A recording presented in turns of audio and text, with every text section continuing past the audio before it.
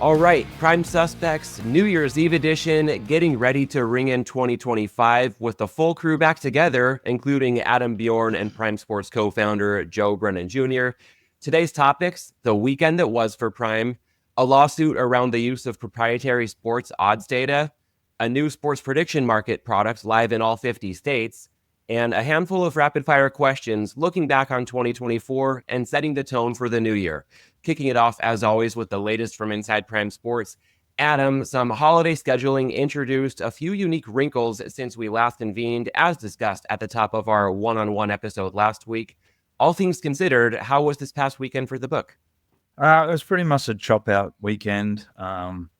Pre-game was good. The live, as we said previously, we have a few players that just lay those favorites in play, and the favorites have just been crushing it. So while we've probably dodged all these heavy parlays and, the public just killing it the last couple of weeks, especially this week, and especially the 4 p.m. games, it feels like they're really been laying it down there. It ended up kind of a nothing week for us, which, again, looking at those results, we thought we might have been ahead a bit, but just got these couple of players that they just bet the live. They lay the favorites, they lay the big numbers, and they've just been collecting and sort of, taking away what leads we had. And is that applying to both Ohio and New Jersey, or are you still seeing a bit of a discrepancy when it comes to the different markets? There is a bit of discrepancy on that stuff. Most of the players that are laying the favorites are in Ohio. Pre-game again, New Jersey. The Arbors did some good work this week. But yeah, overall, Ohio's let us down the last couple of weeks after what seemingly had switched a bit for sort of early December, the back and forth, and started to see that, it can happen both ways, but it's sort of back to what it was 2 months ago, the last couple of weeks. And one more question for you about this past weekend. I feel like I've heard from everybody who bet pregame on Denver and or Atlanta as short underdogs who essentially covered in regulation only to lose the outright win and the cover in overtime. When we see results like that, those two games in particular, how did those net out for the book? Both of them hurt.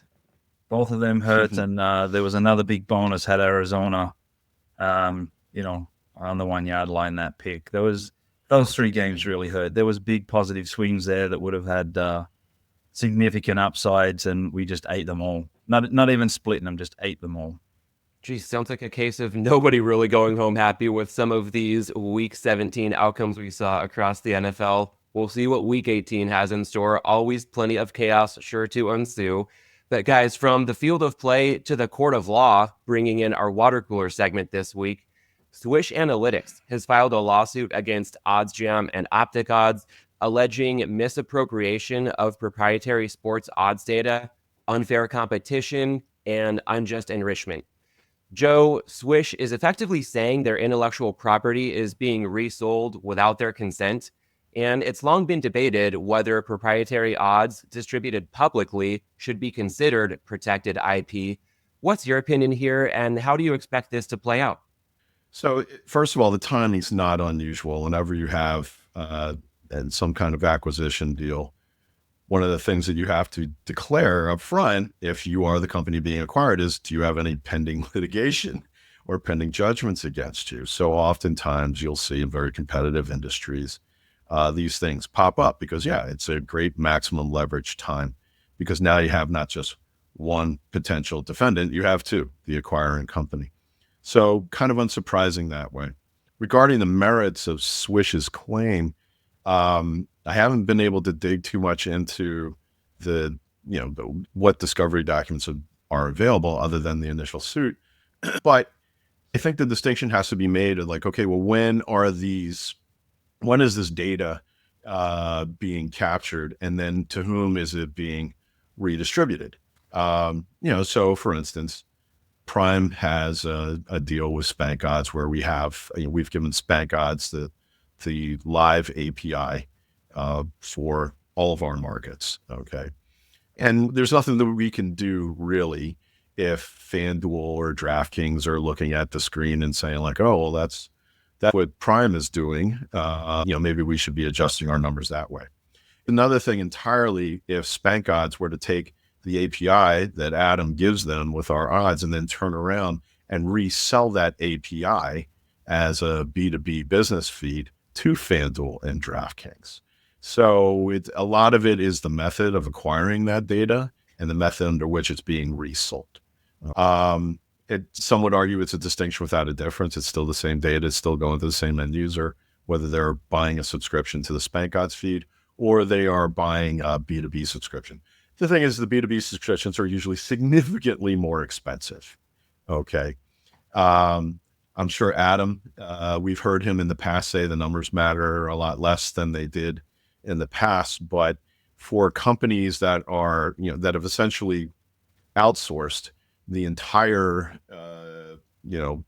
odds making part of their operation to the market making books, and they're just free riding on them, I would argue that it is significant. There has to be a cost that has to be paid. And if that cost is going to be paid, if somebody's going to buy a subscription either to Swish or to OddsJam's feed or to whomever, the author of the original IP should be partaking in that to some level. It'll be interesting to see how it plays out. There is probably at least 36 odds boards out there that we're aware of. At least 24 of them have been in direct touch with me since we opened up to say, hey, can we get an API? The one thing I always say to them is that, well, when we eventually do have an API, you have to agree never to resell it to another sports book. You're allowed to display it to the public. It sounds like that's not exactly what OddsJam was doing here. And Adam, Swish Analytics models its own odds, much like Planetech does. So through that lens, how do you think about whether proprietary odds should be considered protected IP? Well, for me, I mean, first thing is, who the hell is Swish Analytics? I think they've been around for a while. I'm not sure if they've gotten any real traction. They had some Pickett stuff at some point in time. The other aspect is, does that mean Pinnacle, BetCris, and all these others should start suing literally every other company in the industry, in particular Don Best, who resold XML feeds for decades to other books, per heads, all that kind of stuff? For me, this is a money grab. This is in bad taste. Sure, look at the way that maybe OddsJam are distributing stuff, but are they grabbing it once it's public information? I'd also want to look on the back end of Swish Analytics if they're not taking imported odds from a BetRadar, BetGenius, and putting that into their models as well, because I know majority of the models out there are doing some kind of balancing and weighing as well. So maybe if you dig deep enough, they might just walk away once you can, again, I don't understand how all these lawsuits work. I know that, the US is where it attracts most of it. To me, this is a big money grab, but how much, investigation can get done into their proprietary stuff as to how they actually create and make their odds that are supposedly intellectual property? Is that feeding off other intellectual property and stuff like that? But for me, this is just in bad taste. It's a money grab after this big sale. And again, who's next? Do we start, unabated Spank Odds? Do we, Don Best? The way this is distributed, we all know how this works. I think some of us know how this works more than others, where the numbers originate, where they feed from there. Does that mean, if Circa's up first and everyone's copying them on a Sunday night on some sports, do they start suing? To me, this is, out of place and unnecessary, but it'd be interesting to see how it comes together. I expect them to walk away. I expect no money to change hands. And that would be how I would be putting my market together on laying bets on how this ends up. I think one of the things that makes this more of an issue, it oddly enough, I don't think it's necessarily the data. Like, what's OddsJam really building here? Are they building, a data machine, or are they building a data delivery machine? No. And that might not sound like too much of a distinction, but it actually is. If you think about the way that Bloomberg delivered its market data, like, of course if you're looking at for like either the current pricing on NASDAQ or what the current offer is on NASDAQ or on the New York Stock Exchange, that's a standardized number. That would be for the lack of a better, the consensus number. And then there's the numbers that everybody has, like all the different, analysts have for, all right, well, this is what they think Apple should be priced at, or this is what they think NVIDIA should be priced at. And those are usually proprietary, and those are usually sold by subscription or anything like that. And I think that's kind of what people are trying to potentially make with a suit like Swish. Is like, okay, well, this might be the market consensus number, but this is the number that we sold by subscription to a sports book or whomever and everything like that. And Adam, to your question, Swish has been around for a long ass time. They've been around for at least 10, 12 years. Started off, their first incarnation was as supplying data for the DFS industry. And then they're one of these companies that pivoted once PASPA was overturned into more sports betting stuff. So, so they're a company that hasn't really gotten traction by doing the actual work. So they're looking for a quick money grab here off someone else's hard work. I am not going to comment as to the accuracy of that one, but are they being opportunistic? I think I said at the outset, of course they're being opportunistic, right? That's whether it's in the sports betting industry, the semiconductor industry, the oil industry, whoever, when these types of deals are announced, because of the disclosure that's required between the, acquiring and acquired parties, this is when you get your maximum leverage to just go in there. And this suit doesn't have to be successful for Swish to maybe potentially get some like shut up and go away money, right? But is Swish Angstrom? Is Swish Bannock? Is Swish? They're not. I don't think anybody's going to argue that. It's funny, the one person I sent this to, our friend Thomas there in Ireland, when we were bantering back and forth like this, his question was like, okay, well, when's the suit going to come for L Sports, right? There's any number of companies that you could, when is this going to come for Sport Radar? When is this going to come for Genius? When is it going to come for all these guys who, when they talk about their own proprietary odds creation, you look behind the curtain, there is no wizards back there doing it. They are scraping BetCris, Pinnacle, Bet365, SBO Bet, like they're scraping that data, and then they're allowing people to manipulate the data, weight the data to create their own customized odds sheet. So if this is something that probably shouldn't start as a war, because it gets really messy and probably eventually goes nowhere. But you do kind of understand, the novel way that they are attacking. All right, well, sticking with opportunistic swings in legal gray areas, our look ahead segment this week, Crypto.com has launched sports prediction markets in all 50 states. The product is being packaged as event contracts, putting it under the purview of the Commodity Futures Trading Commission.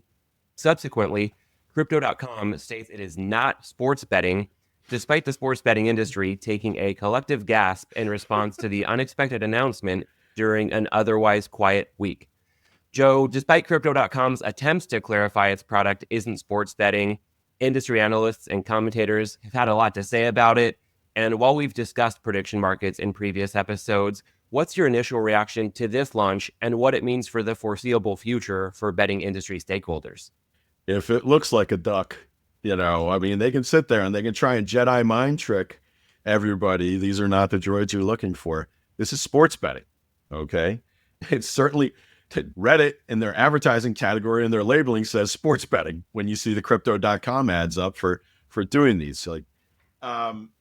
It's funny. This is going to be one of those sit back and eat the popcorn things for this coming year, with everything gets turned into an event contract, and that somehow sanctifies it in order for it to be traded. You had Calci that happened to walk back this week about Luigi having their markets open on what's going to happen to Luigi, the United CEO assassin, and had to shut those down. So I don't know how the hell does that happen, right? But this is, it's not unusual. Somebody finds what they think is an exploitable loophole, and then they're just going to max into it as much as possible. But trying to say that this isn't sports betting when it is staking money to get more money back based on the outcome of a sports contest, even the littlest Brennan can figure out that's sports betting. So, Adam, some early observers, such as Zach Panos from Forecasters, have noted the contract prices are inferior to those at most regulated operators. And while low liquidity may be a factor, how else would you explain the price divergence from the more traditional betting markets? They're new in this space, not sure who they have putting these things together in the background. But this isn't the purpose of what they're trying to do. From what I understand, this CFTC thing has been in the works for quite a while. There's quite a number of different companies looking at this angle. I think what happened is crypto.com, based on everybody that matters in the government world, went home one day and they launched it the next, or there was no chance for anyone to shut it down. I suspect this gets shut down within the next week or so, and then goes to some kind of appeal process or however this thing works. But I do expect it to come back. The Kelshi are now, looking to push their boundaries on what they're doing. 2 or 3 weeks ago, whenever this was, same with Robinhood. They have the eyeballs. They have people interested in trading. They can just put up any kind of binary options, trade exchange product without needing approval from any kind of regulators in that. Again, I understand this is at the federal level, not the states. And there's no one really going to get in the way of this. And the other aspect is, I think your new fearless leader coming in is going to support all this stuff, being able to push it and go beyond where everything's at right now. So I expect to see a lot more of this. Again, they'll get shut down, they'll come back, and there'll be another 3 or 4 following them. Sport Trade, I imagine, is one that's looking at this very closely. For us, I'm not concerned at all. Again, very small markets that they're going to option have available. Their pricing's horrible, but there is people, professional gamblers, syndicates and whatnot, that will move into this space with the opportunity to add liquidity to these markets. Anything that they believe has an opportunity to make money out, no matter how it is, and they have the data already. So it's a quick flick of a switch, a little bit of coding, and they can have what they believe these markets should be based off the information and everything like that. So get ready. There's going to be a hell of a lot of this next year. It's just another vertical in the space. They're not going to be able to offer parlays and lots of these other things as well. Same game parlays, things like that. Yes, they could probably create one that has a yes, no on it. But it's just another niche in the market. It's the same as what we're doing in our niches. We're going after trying to get unregulated players. They're kind of doing the same, but they're also using the eyeballs that they have on their product that just know how to buy and sell shit. And this is just another way to do it. So I've been aware of this for a period of time. I expected it to come more active after January 20th. But these guys, it looks like, just snuck one in early and, trying to beat everyone else to the party. Yeah, on that point, I think it's actually, I think 2 things can be true at the same time. What Adam's saying from product offering perspective and the kind of people that, whether it's crypto.com or Calchi or Robinhood may have, yeah, it's expansive to the marketplace. They have eyeballs. It's essentially cross-marketing into an embedded base that they already have, that's already spending money, that's already buying futures contracts or, small contracts on equities, things like that. I think, though, the other issue here is something that Adam also referred to, and that is, this is a matter that's been before the CFTC now for years, actually. And in full disclosure, I've helped out with one of the groups that was going to the CFTC to try and be able to do this. Okay. And that group right now is sitting there, having gone through the process, having done all the legwork, having spent millions of dollars and doing the process the quote right way, trying to get set up as a designated contract marketplace, fully regulated by CFTC. They're still standing there waiting to get CFTC's approval to do this. And in the meantime, these other guys are just like, fuck it, we're just going to do it. And so it's interesting how it kind of encapsulates something about the gaming environment right now, which is the proper way to do this? Is it to do it the old school way, which is go through the process with government, go through the process with regulators, get express permission so that all the stakeholders, your payments, your banks, everybody is all on board with it? Or is it to say, fuck it, we'll do it. And, it's better to ask for forgiveness than it is to ask for permission. And if you're the one group that's been spent like the last several years before CFTC trying to get their approval and going through every, regulatory twist and turn with them versus what crypto.com and Couchy and everything have done over the course of the last month, you got to say, like, I don't know, maybe it's better to go fast break things and ask for forgiveness than it is to ask for permission, because they're not even going to get a gold star for good behavior for doing it this way. But also, everybody realizes that things are about to change up, right? When, President-elect Trump takes office on the 20th, he's talked a lot about deregulation. There's obviously a lot of enthusiasm for crypto, things like that. The one thing you know about government is it doesn't move particularly fast, regardless of how energetic or reformatory anybody is who's coming into office. So I don't expect this to kind of change quickly. Neither does my dog barking in the background there. But it will be interesting to see how people who kind of jumped the gun and people who went through the process, how is there going to be a reconciliation about that at all? Or is it just going to be like, all right, go forward? And Joe, as you share that framework, I can't help but think of a parallel to the NIL landscape in college football, where some of these operators might be college football programs and the CFTC might be the NCAA in this kind of scenario. So a bit of the Wild West at this stage in late 2024, plenty to monitor as we head into 2025 on this front. But before we get there, we're going to wrap up this show with a bonus segment, some year-end rapid fire questions. And for each one, to give this just a little bit of structure, let's start with Adam, then go to Joe. And first up, Adam, to lead this off, what would you say is your top personal highlight from 2024? Just moving this ball forward. New Jersey getting open after so many years, and that probably fits in Prime Sports highlight as well. But that was a big one for us. The certifications, the GLI was something, but getting through DGE is another level of exhausting process. But in the end of the day as well, it was more on us than it was on them. They were actually great and very helpful with facilitating the process and holding our hand for a very, very long time. So I think from that was a big one this year. Yeah, Adam kind of stole mine in the fact that it's New Jersey, but maybe from a slightly different angle.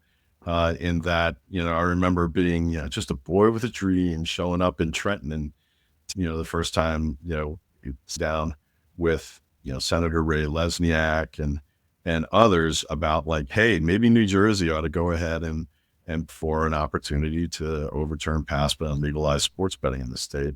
So to have all that time to get to this past March 31st and to open in New Jersey a licensed regulated sports book, that really was like the longest thing I ever worked on to get across the finish line to be successful. And so it was really gratifying.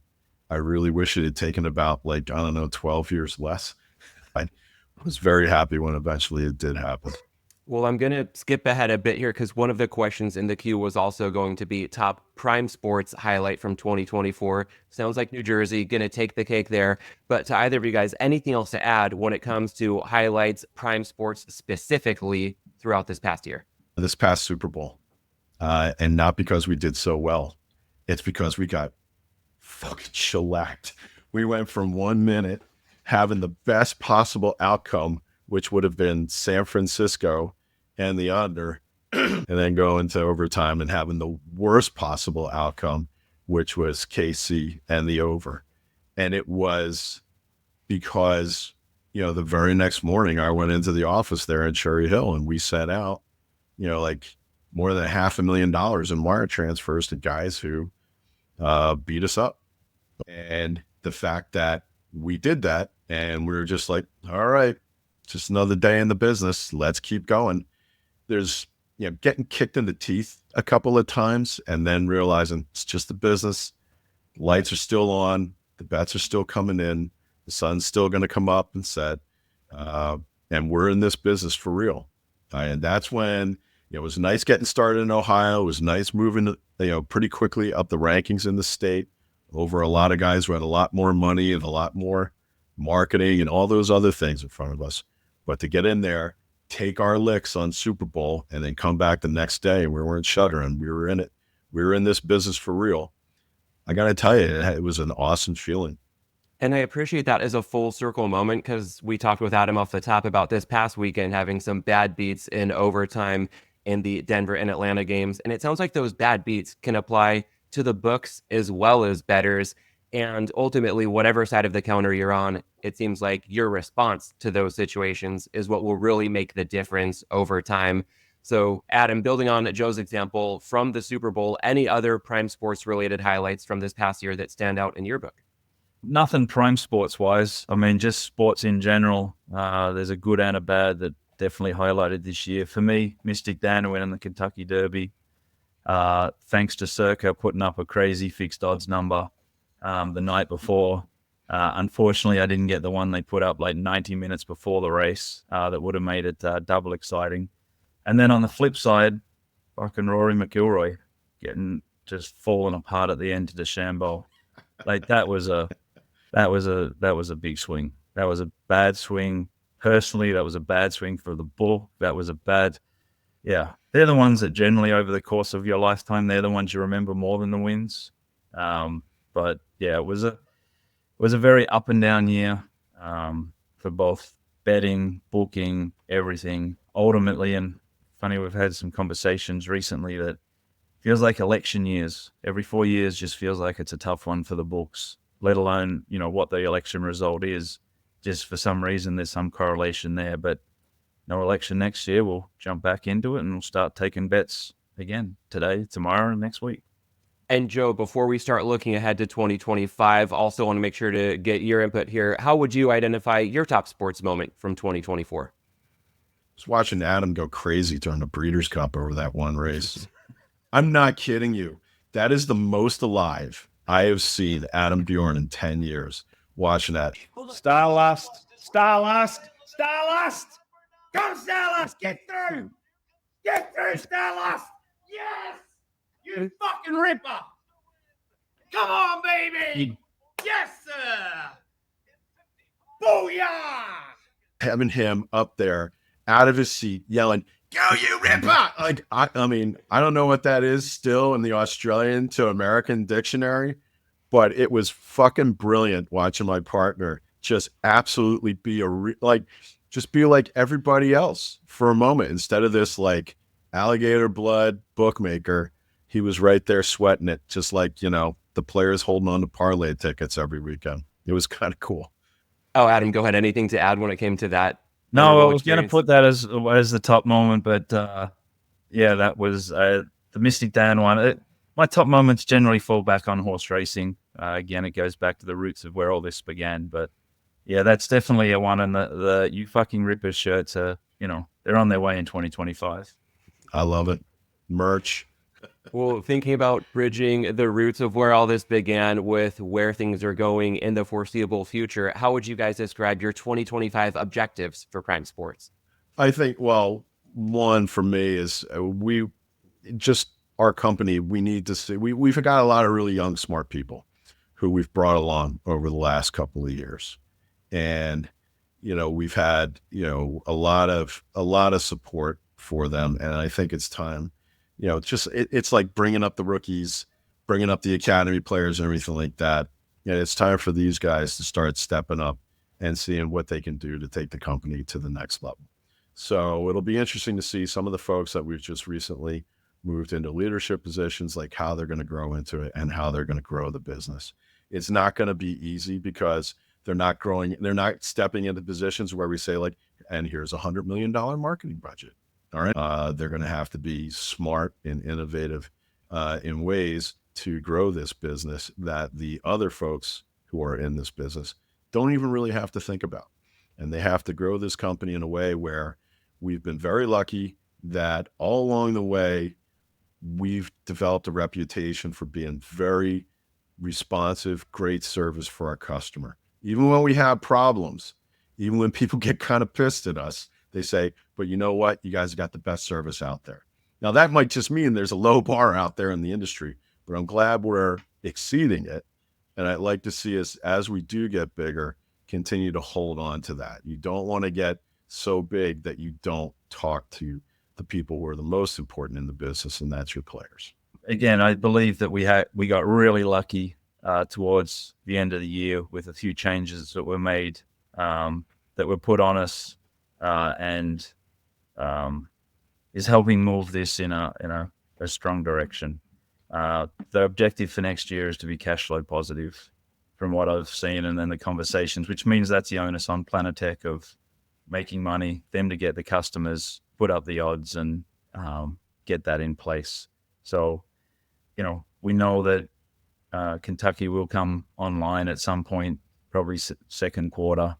Another market, more liquidity, and just, again, the Prime are doing a great job with the customer service. We just need to get more players in, more liquidity, and then the Planetech side to put up those numbers, trade it correctly, and the results just need to fall. We have no control over the results, and that was something that you learn along the way. But I had a key moment about 10 years ago where that truly got sort of knocked into my head of, you can't control the results. We're happy with the positions we're in. We're happy with when the game starts, the bets that we've taken. Now we just need a few results to fall, and hopefully 2025 they'll just fall like an avalanche, and we'll get our nose ahead and run with it from there. Last but not least, guys, zooming out to the space as a whole, how would you describe one wildcard industry prediction you have for 2025? It's going to be really interesting to see.